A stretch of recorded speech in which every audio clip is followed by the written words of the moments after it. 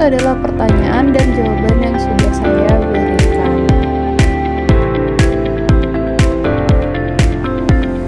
Berdasarkan hasil pengamatan pada lensa cembung diperoleh jarak data benda dan jarak bayangan yang berbeda-beda untuk setiap percobaan. Ketika posisi benda berubah, posisi bayangan yang terbentuk juga berubah.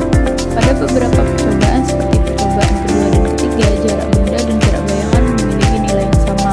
Hal ini menunjukkan bahwa benda berada pada posisi tertentu sehingga bayangan terbentuk pada jarak yang sama dari lensa.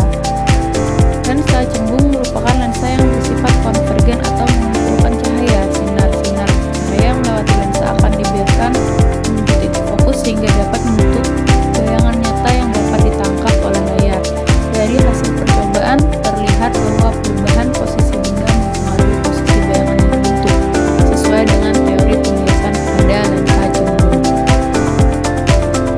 Pada percobaan lensa cembung diperoleh data jarak bayangan bernilai negatif, yaitu negatif 12, negatif 15, negatif 21, negatif 10, dan negatif 5. Tanda negatif menunjukkan bahwa bayangan yang terbentuk berada di sisi yang sama dengan benda dan bersifat maya. Lensa cekung merupakan lensa yang bersifat divergen atau menyebarkan cahaya. Setelah melewati lensa, sinar-sinar cahaya menyebarkan sehingga bayangan terbentuk dari perpanjangan sinar-sinar bias tersebut. Oleh karena itu, bayangan yang dihasilkan oleh lensa cekung tidak dapat ditangkap layar. Berdasarkan hasil pengamatan, ketika jarak benda berubah, posisi bayangan yang berubah. Namun, semua bayangan tetap berada di depan lensa bernilai negatif sehingga sesuai dengan sifat lensa cekung yang selalu menghasilkan bayangan maya tegak dan diperkecil.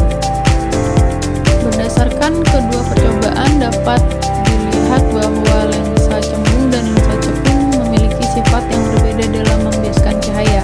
Lensa cembung mengumpulkan cahaya sehingga dapat menghasilkan bayangan nyata yang dapat ditangkap layar. Sebaliknya lensa cekung menyebarkan cahaya sehingga menghasilkan bayangan maya yang tidak dapat ditangkap layar. Pada lensa cembung, bayangan cahaya dapat bernilai positif karena bayangan terbentuk di belakang lensa. Sedangkan pada lensa cekung, jarak bayangan bernilai negatif karena bayangan terbentuk di depan lensa atau pada sisi yang sama dengan benda. Perbedaan ini menunjukkan bahwa bentuk lensa sangat mempengaruhi sifat bayangan yang dihasilkan.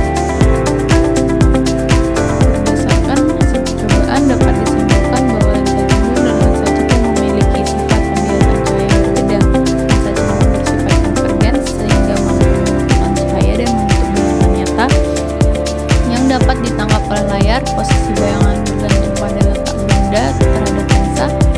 Sebaliknya, lensa cekung bersifat divergen sehingga menyebarkan cahaya dan selalu menghasilkan bayangan maya yang ditentukan oleh nilai jarak bayangan negatif.